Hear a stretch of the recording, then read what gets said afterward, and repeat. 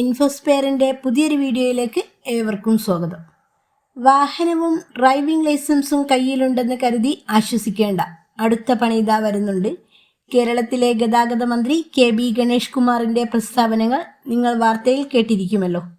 Driving licence കിട്ടിക്കഴിഞ്ഞാൽ എല്ലാമായി ഇനി എങ്ങനെയും ഡ്രൈവ് ചെയ്യാമെന്നുള്ള ധാരണ മാറ്റാൻ സമയമായിട്ടുണ്ട്. നമ്മുടെ ഗതാഗത മന്ത്രി കെ.ബി. ഗണേഷ് കുമാർ കുറച്ച് അടിപൊളി നിയമങ്ങളൊക്കെ കൊണ്ടുവന്നിട്ടുണ്ട്.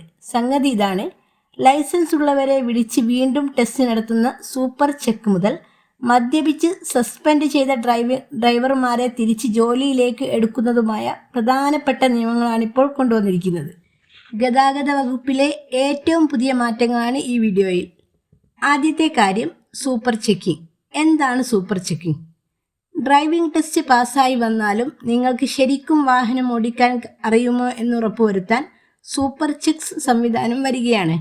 ടെസ്റ്റ് പാസ്സായവരെ ഉദ്യോഗസ്ഥർ വീണ്ടും വിളിച്ച് വണ്ടി ഓടിച്ച് കാണിക്കാൻ പറയും.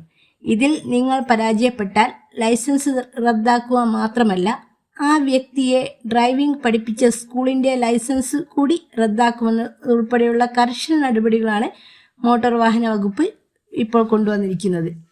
ഉദ്യോഗസ്ഥർ കൃത്യമായ രീതിയിലാണോ ടെസ്റ്റ് നടത്തുന്നത് എന്ന് പരിശോധിക്കാൻ ഇതിലൂടെ സാധിക്കുമെന്നാണ് പറയപ്പെടുന്നത്. ഇതിൻ്റെ പ്രധാനപ്പെട്ട ഉദ്ദേശം ഉദ്യോഗസ്ഥർ ക്രമക്കേട് കാണിക്കുന്നുണ്ടോ എന്ന് മനസ്സിലാക്കി അവർക്ക് പണി കൊടുക്കാനാണ്.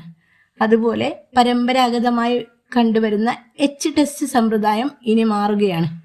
ആദ്യം റോഡ് ടെസ്റ്റ് ആയിരിക്കും ഇനി നടക്കാൻ പോകുന്നത്. അതിൽ പാസ്സായാൽ മാത്രം ഗ്രൗണ്ട് ടെസ്റ്റ്. ഇത് വെറും ഒരു എടുക്കൽ സമ്പ്രദായമല്ല. Angle of parking, parallel of parking, six and driving, കയറ്റത്തിൽ നിർത്തി ബാക്ക് പോവാതെ നോക്കുക എന്നിവ പാസ്സാവേണ്ടി വരും.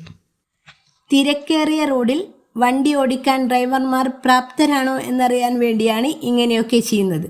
അതുപോലെ ഡാഷ്ബോർഡ് ക്യാമറ നിർബന്ധമാക്കിയിട്ടുണ്ട്. അതായത് ടെസ്റ്റ് നടത്തുന്ന വാഹനങ്ങൾ ക്യാമറ നിർബന്ധമാണ്. ഡ്രൈവറുടെയും ഉദ്യോഗസ്ഥൻ്റെയും ദൃശ്യങ്ങൾ റെക്കോർഡ് ചെയ്യാനാണിത്.